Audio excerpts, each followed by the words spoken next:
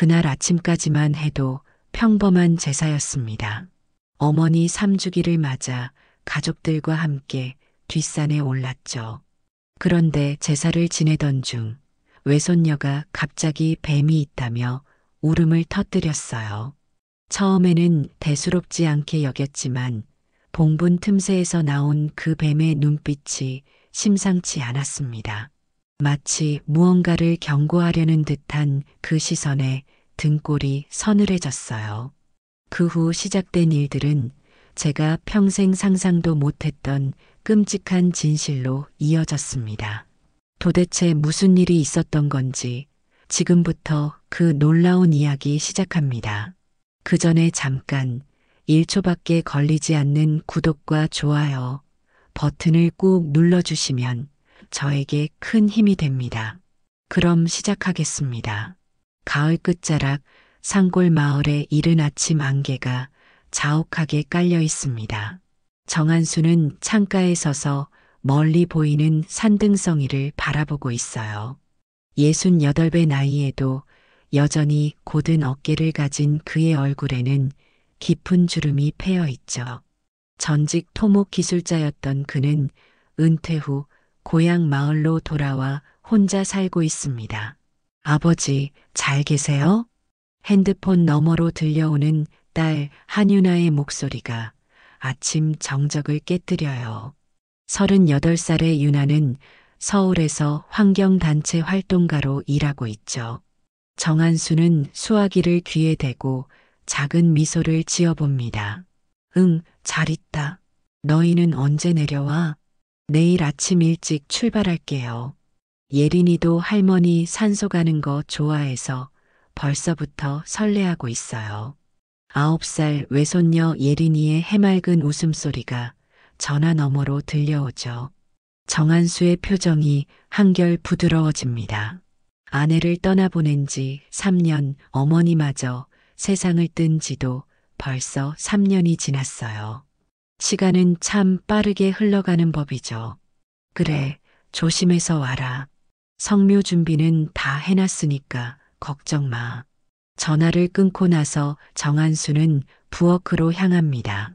간단한 아침을 차려 먹으면서도 마음 한편이 허전해요. 혼자 사는 집은 늘 이렇게 조용하죠. 가끔 이웃들이 들러 안부를 묻긴 하지만 깊은 대화를 나누는 사람은 많지 않습니다. 오후가 되자 정한수는 어머니 산소가 있는 뒷산으로 향했어요. 벌초는 이미 한 달 전에 끝냈지만 제사 전에 한 번 더 둘러보고 싶었습니다. 산길을 오르며 발걸음이 자연스럽게 느려져요. 이 길을 걸을 때마다 어머니와의 추억들이 떠오르죠. 어머니는 평생 고생만 하시며 자식들을 키우셨어요.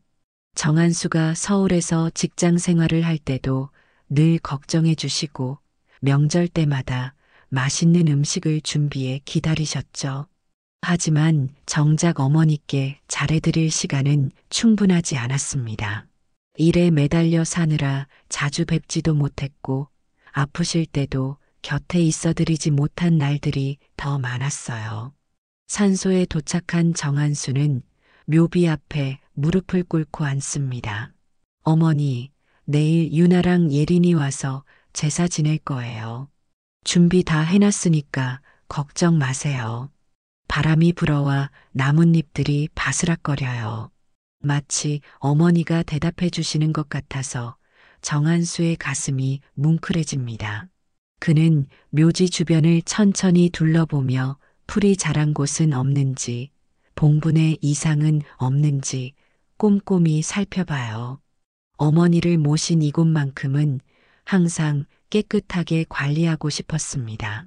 해가 서쪽으로 기울어가고 정한수는 천천히 산을 내려왔어요.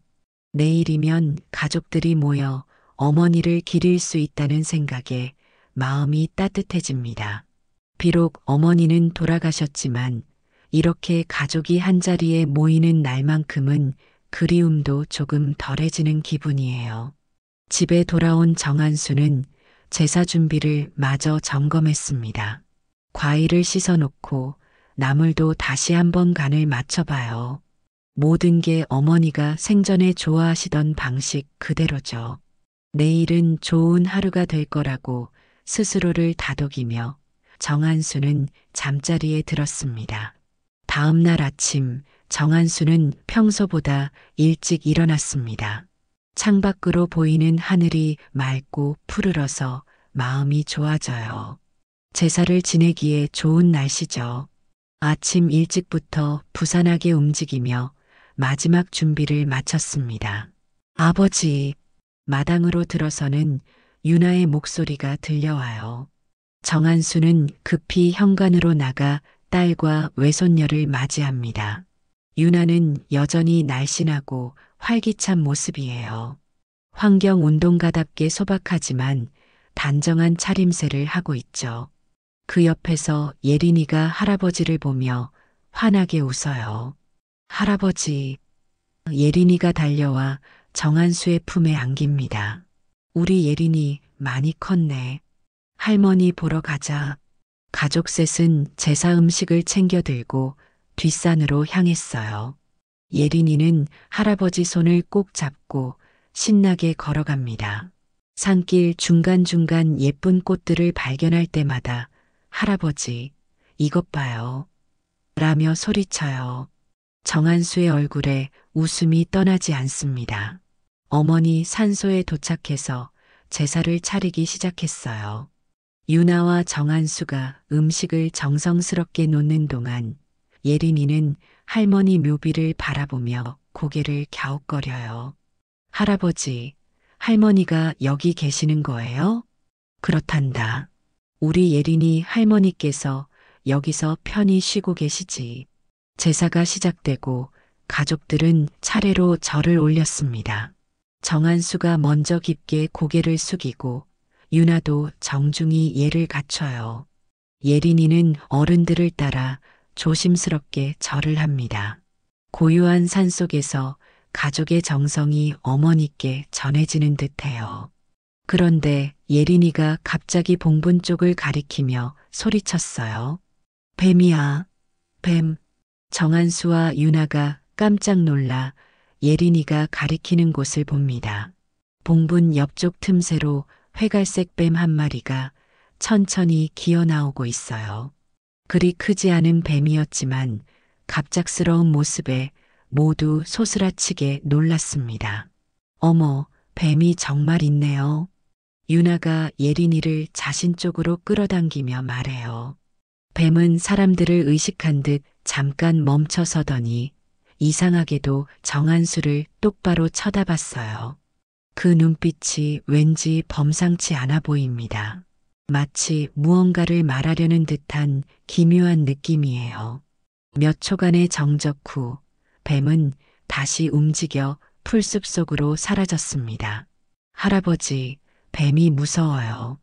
예린이가 정한수 품에 더 깊이 파고들어요. 괜찮다, 괜찮아.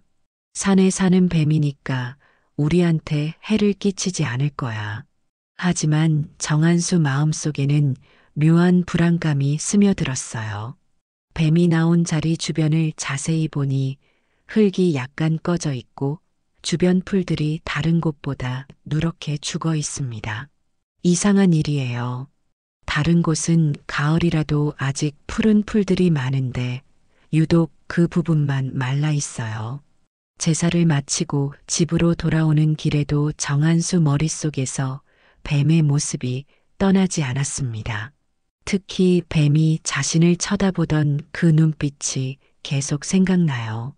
단순한 야생동물의 눈빛이 아니었어요. 뭔가 경고하는 듯한 아니면 도움을 청하는 듯한 그런 느낌이었습니다. 저녁 식사를 하면서도 가족들은 뱀 이야기를 계속했어요. 예린이는 처음에는 무서워했지만 이제는 신기한 경험이었다며 흥미진진하게 이야기해요. 유나는 산에서 뱀을 보는 건 흔한 일이라며 대수롭지 않게 여기는 듯 했습니다. 하지만 정한수만은 달랐어요.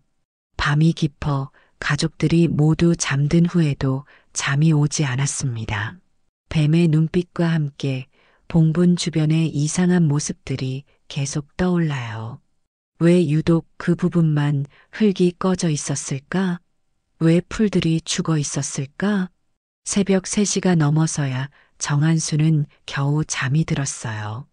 꿈속에서도 회갈색 뱀이 나타나 무언가를 말하려 했지만 그 내용은 도무지 알아들을 수 없었습니다.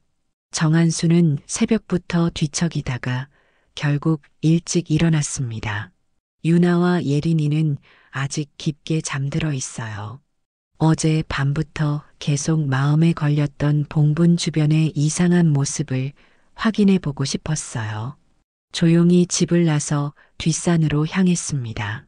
아침 안개가 자욱한 산길을 혼자 걸어 올라가니 어제와는 또 다른 기분이에요. 가족들과 함께 있을 때는 느끼지 못했던 산의 고요함이 더욱 깊게 느껴집니다.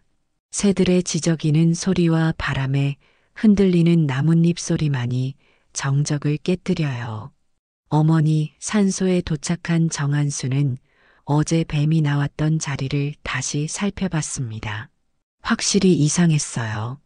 봉분 왼쪽 부분에 흙이 움푹 패여 있고 그 주변 풀들이 노랗게 말라 있었어요. 다른 곳은 가을이라도 아직 생생한 초록빛을 머금고 있는데 말이죠. 이상하다. 정한수는 집에서 가져온 호미를 꺼내 조심스럽게 그 부분을 파보기 시작했어요. 토목 기술자였던 경험으로 봐도 흙의 상태가 자연스럽지 않습니다.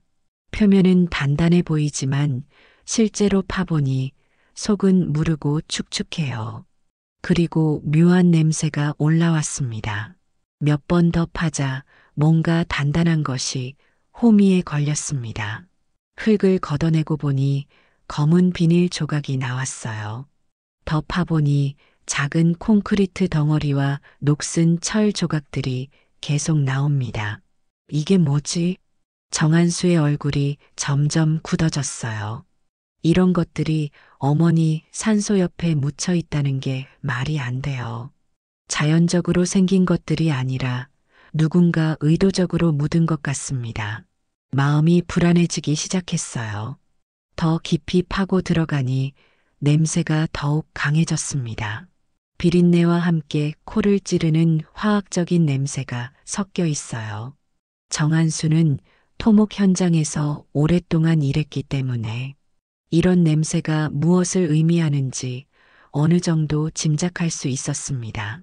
설마 더 이상 혼자서는 안 되겠다고 판단한 정한수는 호미를 내려놓고 휴대폰을 꺼냈어요. 먼저 동사무소에 전화를 걸었습니다. 여보세요, 동사무소죠? 저는 뒷산 묘지에 대해 신고하고 싶은데요. 묘지 주변에 이상한 것들이 묻혀 있는 것 같아서요.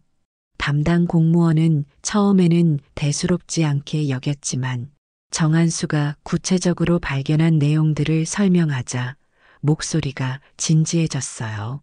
현장 조사를 약속하고 전화를 끊었습니다. 이어서 유나에게 전화를 걸었어요. 유나야, 잠깐 산에 올라올 수 있니? 중요한 일이 생겼어. 아버지, 뭔 일이세요? 목소리가 이상해요. 전화로는 설명하기 어렵고 직접 보여줄게. 내가 환경 쪽 일을 하니까 도움이 될 것 같아. 30분 후 유나가 산소에 도착했어요.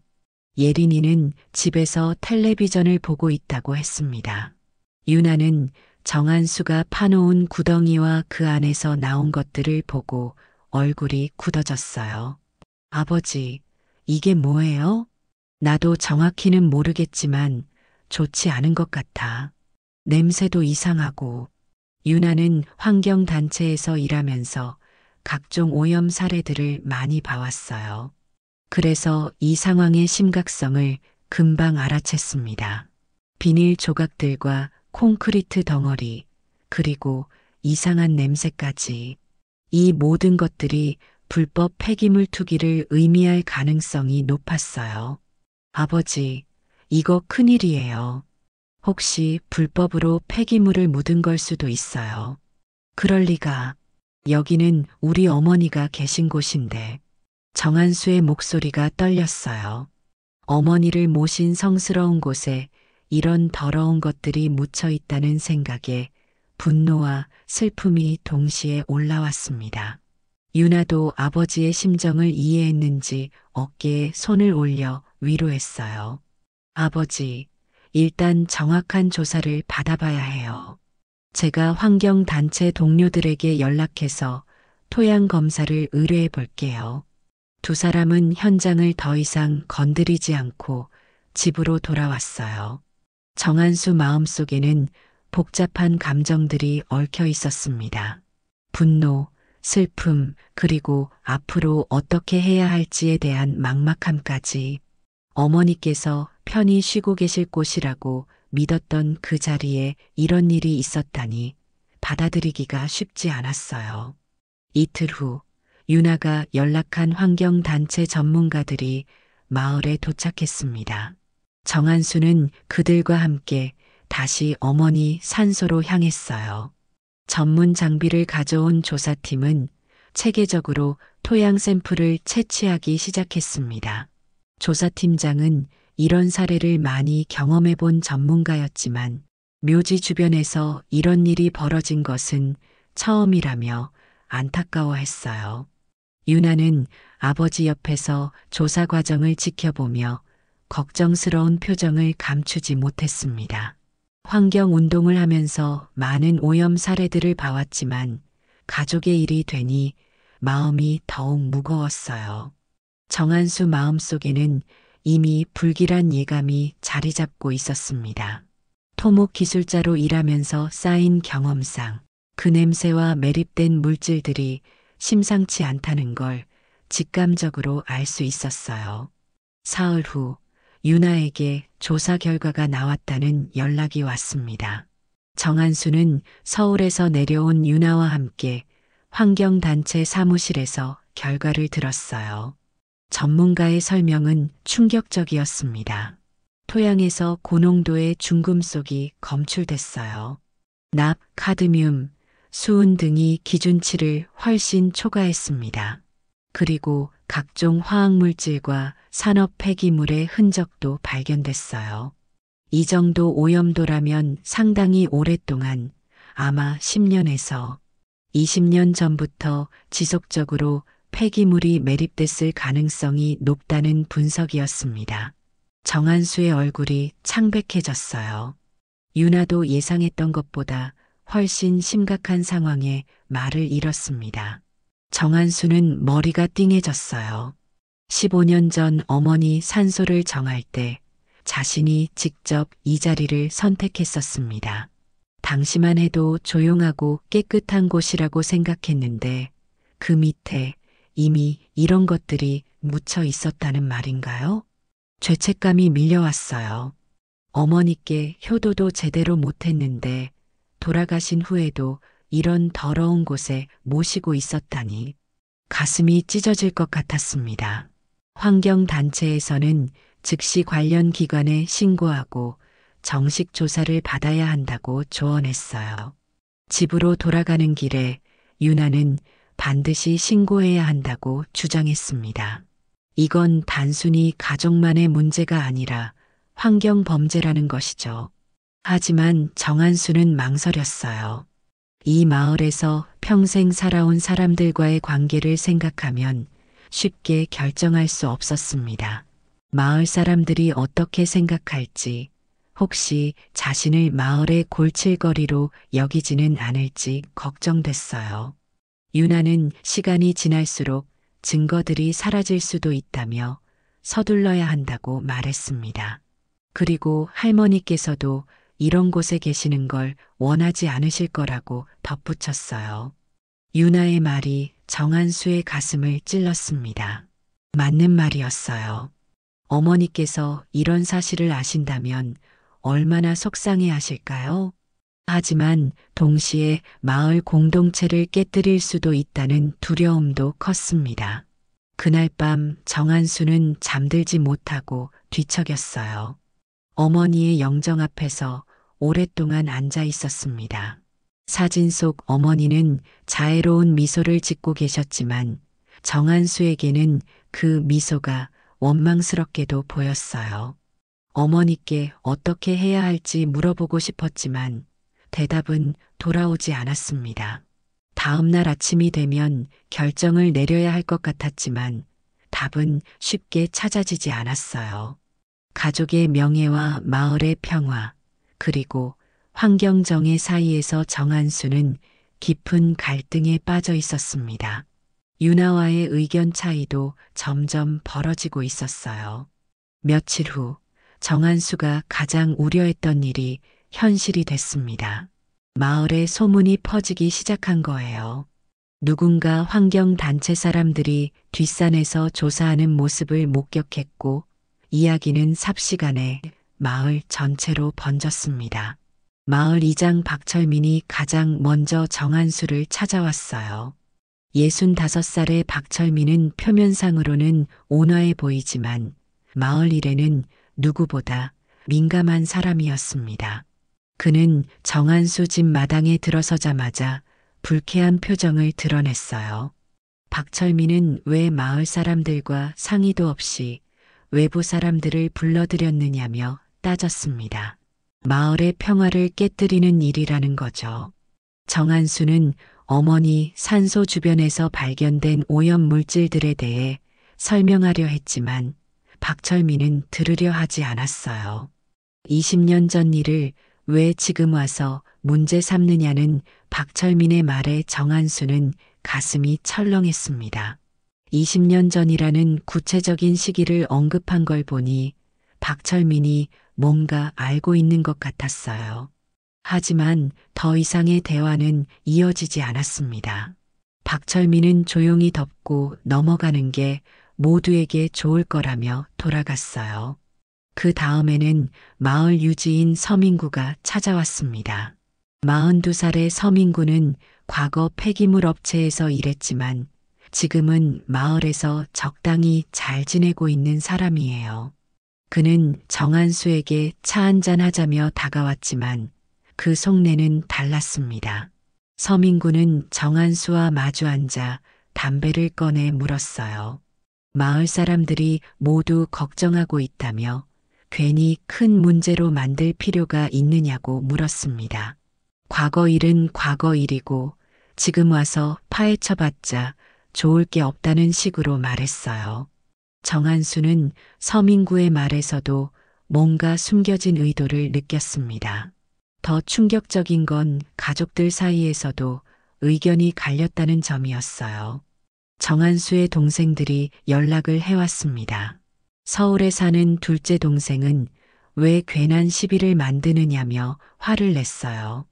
어머니가 돌아가신 지 벌써 3년인데 지금 와서 무덤을 파헤친다는 게 말이 되느냐는 거였죠.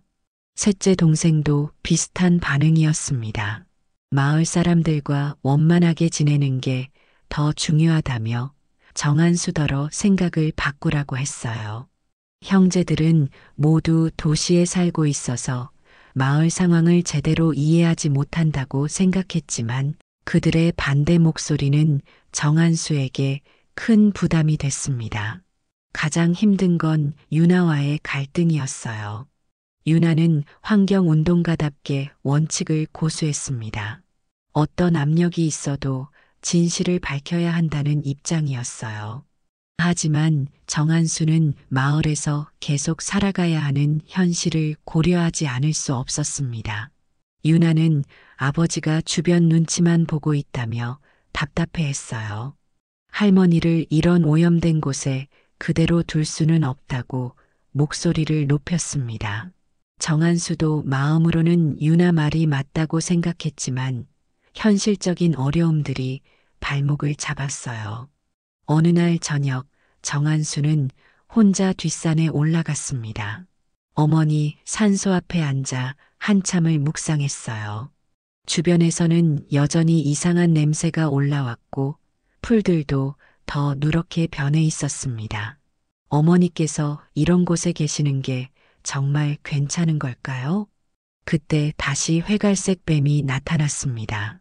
예전과 같은 자리에서 정한수를 똑바로 쳐다보더니 이번에는 더 오래 머물렀어요. 뱀의 눈빛이 더욱 간절해 보였습니다. 마치 빨리 결정하라고 재촉하는 것 같았어요. 정한수는 그 순간 깨달았습니다.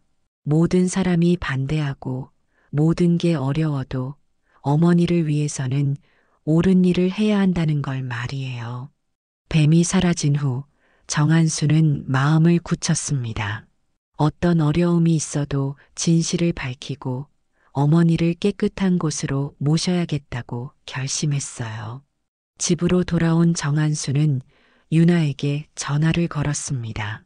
이제 마음을 정했다고 함께 끝까지 가보자고 말했어요. 유나의 목소리에 안도감이 묻어났습니다. 아버지와 딸이 드디어 같은 방향을 바라보게 된 순간이었어요. 정한수는 마음을 정한 후 본격적으로 진실을 파헤치기 시작했습니다. 우선 20년 전 이 지역에서 무슨 일이 있었는지 알아보기로 했어요. 마을 도서관과 동사무소를 찾아다니며 과거 기록들을 뒤져봤습니다. 놀랍게도 20년 전 이 지역에는 작은 골재 채취장이 있었다는 사실을 발견했어요. 그리고 그 채취장이 문을 닫은 후 얼마 지나지 않아 정한수가 어머니 산소 자리를 정했던 겁니다. 당시에는 단순히 조용하고 좋은 자리라고 생각했는데 사실은 그 이전에 다른 용도로 사용됐던 땅이었던 거죠. 더 충격적인 사실은 마을 사람들 중 일부가 이 사실을 알고 있었다는 점이었습니다.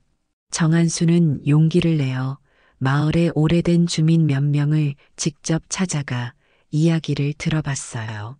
처음에는 모두 모른다고 했지만 계속 물어보니 조금씩 진실이 드러나기 시작했습니다. 마을 할머니 한 분이 조심스럽게 입을 열었어요. 20년 전쯤 이상한 트럭들이 밤중에 자주 다녔다는 겁니다. 그리고 그 트럭들이 뒷산 쪽으로 올라가서 뭔가를 버리고 갔다는 거죠. 당시에는 골재 운반 차량인 줄 알았는데 지금 생각해보니 냄새도 이상했고 덮어놓는 천막도 검은색이었다고 했어요. 정한수는 이 증언을 바탕으로 더 구체적인 조사를 해봤습니다. 당시 골재 채취 허가를 받았던 업체와 관련된 사람들을 찾아보니 놀라운 사실이 드러났어요. 그 업체의 실질적인 운영자가 바로 서민구였던 겁니다. 서민구는 과거 폐기물 처리 업체에서 관리자로 일했던 경력이 있었어요. 그리고 골재 채취장이 문을 닫은 후에도 그 땅을 이용해서 불법으로 폐기물을 매립했던 것 같았습니다. 마을 이장 박철민도 이 사실을 알고 있으면서 묵인했을 가능성이 높았어요. 정한수는 분노가 치밀어 올랐습니다. 자신이 어머니를 모실 자리를 고르면서 마을 사람들에게 조언을 구했을 때 아무도 이런 사실을 알려주지 않았던 거예요. 오히려 좋은 자리라며 추천까지 해줬었죠. 이제 와서 생각해보니 그들이 왜 그랬는지 알 것 같았습니다. 불법 매립 사실이 드러나는 걸 막기 위해서였던 거예요. 누군가 그 땅을 개발하거나 깊이 파괴되면 묻혀있던 폐기물들이 발견될 수 있으니까요. 하지만 묘지로 사용하면 함부로 파헤칠 일이 없을 거라고 생각했던 겁니다. 정한수는 이 모든 사실을 유나에게 알렸어요. 유나도 아버지의 조사 결과를 듣고 분개했습니다. 할아버지를 이용해서 증거 인멸을 꾀했다는 게 믿을 수 없었어요. 부녀는 이제 더 이상 망설일 이유가 없다고 생각했습니다. 하지만 마지막으로 확인해야 할 일이 있었어요. 정한수는 직접 서민구를 찾아가 진실을 확인하기로 했습니다. 서민구는 처음에는 발뺌을 했지만 정한수가 확보한 증거들을 제시하자 결국 사실을 인정했어요. 서민구는 당시 폐기물 처리 비용을 줄이기 위해 불법 매립을 했다고 털어놨습니다. 그리고 박철민 이장도 이 사실을 알고 있으면서 묵인해줬다는 것도 확인됐어요. 심지어 정한수가 산소 자리를 정할 때 그 자리를 추천한 것도 의도적이었다고 실토했습니다. 정한수는 모든 진실을 확인한 후 마음을 굳게 먹었어요. 어머니를 이런 곳에 더 이상 모셔둘 수는 없었습니다. 설사 마을 사람들과의 관계가 틀어지더라도 옳은 일을 해야겠다고 결심했어요. 유나와 함께 관련 기관에 정식으로 신고했습니다. 그리고 어머니 산소를 다른 곳으로 이장하는 절차도 밟기 시작했어요. 정한수는 자신이 어머니께 저지른 실수를 바로잡기 위해서라면 어떤 어려움도 감수할 각오가 돼 있었습니다. 마을에서는 이미 정한수를 곱지 않은 시선으로 바라보기 시작했어요. 하지만 정한수는 더 이상 그런 시선들을 두려워하지 않았습니다. 어머니를 위해서 그리고 진실을 위해서 끝까지 가보기로 한 거예요. 이제 남은 건 실제로 이장 작업을 진행하는 일뿐이었습니다. 이장 날짜가 정해졌습니다. 관련 기관의 조사가 마무리되고 정식 허가를 받은 후였어요. 새벽 5시, 아직 어둠이 채 거치지 않은 시간이었습니다. 정한수는 잠을 제대로 이루지 못한 채 일어나 준비를 마쳤어요. 뒷산에는 이미 여러 사람들이 모여 있었습니다. 장의사, 관련 공무원들, 그리고 윤아까지. 마을 사람들도 몇몇 나와 있었지만 대부분 못마땅한 표정을 감추지 못했어요. 박철민 이장과 서민구도 의무적으로 참석했지만 그들의 얼굴은 굳어 있었습니다. 산 위로 올라가는 길은 평소보다 더 험하게 느껴졌어요. 안개가 자욱하게 깔려 있어서 몇 미터 앞도 제대로 보이지 않았습니다. 정한수는 한 걸음 한 걸음 올라가면서 가슴이 무거워지는 걸 느꼈어요. 어머니를 이런 식으로 다시 모셔야 한다는 것 자체가 죄송스러웠습니다. 어머니 산소에 도착하자 장의사들이 작업을 시작했어요. 먼저 제사상을 차리고 간단한 고유를 올렸습니다. 정한수는 어머니께 사정을 설명드리며 깊게 고개를 숙였어요. 이런 일로 어머니를 다시 뵙게 되어 죄송하다고, 하지만 더 좋은 곳으로 모셔드리겠다고 마음속으로 말씀드렸습니다. 봉분을 파기 시작하자 곧바로 이상한 냄새가 올라왔어요. 관련 공무원들이 방독면을 착용하라고 지시했습니다. 정한수도 마스크를 쓰고 작업을 지켜봤지만 마음은 더욱 무거워졌어요. 어머니께서 이런 환경에 계셨다는 걸 생각하니 가슴이 아팠습니다. 조금 더 파들어가자 예상했던 대로 각종 폐기물들이 나타나기 시작했어요. 플라스틱 조각, 고철 덩어리, 화학물질이 굳은 것 같은 덩어리들이 흙과 뒤섞여 있었습니다. 참석한 사람들 모두 경악을 금치 못했어요. 마을 사람들도 이 정도일 줄은 몰랐던 것 같았습니다. 가장 충격적인 건 관 주변까지 오염물질이 스며들어 있었다는 점이었어요. 관의 일부가 부식되어 있었고 주변 흙은 검은빛을 띠고 있었습니다. 장의사도 이런 경우는 처음 본다며 혀를 찼어요. 정한수는 그 모습을 보고 더 이상 참을 수 없어 돌아섰습니다. 유나가 아버지 곁으로 다가와 어깨에 손을 올렸어요. 두 사람 모두 말을 잃었습니다. 어머니께서 3년 동안 이런 곳에 계셨다는 사실이 너무나 참담했어요. 정한수는 자신의 무지함과 부주의함을 깊이 후회했습니다. 작업이 계속되면서 더 많은 폐기물들이 드러났어요.